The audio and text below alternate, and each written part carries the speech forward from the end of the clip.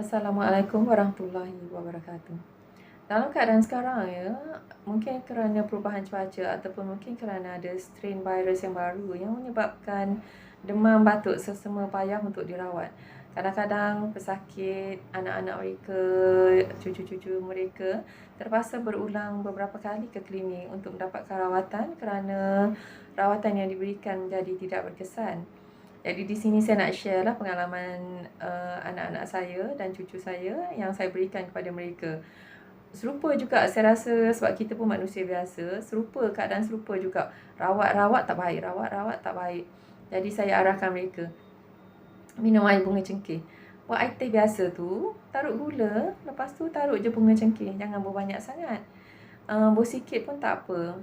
Buat macam satu jug besar tu, bubuh 2 ataupun 3 sahaja dan berikan mereka minum. Alhamdulillah lah mereka cepat baik. Jadi, mengapa saya mencadangkan air teh bunga cengkeh ni? Kerana semasa musim COVID dahulu, suami saya mendapat jangkitan COVID, dia demam getah dan setiap 4 jam dia kena makan ubat dan dia mengulum bunga cengkeh. Maknanya diisap bunga cengkeh tu sampai 6 butir.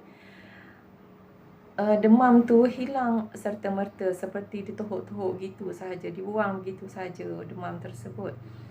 Jadi jika bunga cengkeh boleh memanaskan badan kita, masalah dia bunga cengkeh ni dia akan memberikan kepanasan kepada badan dan membunuh kuman tersebut, maka insya-Allah ia juga akan memberikan kepanasan kepada badan dan membunuh kuman-kuman yang biasa-biasa ni yang tak menyebabkan kematian pun. Jadi kalau ada sesiapa di luar sana yang mengalami keadaan yang serupa, tak respon terhadap rawatan, nak beli ubat pun duit ada, ubat pula tak ada. Jadi mungkin boleh mencuba cara ni, cara yang mudah, murah dan hanya menggunakan bahan-bahan yang berada di dapur untuk merawat diri sendiri.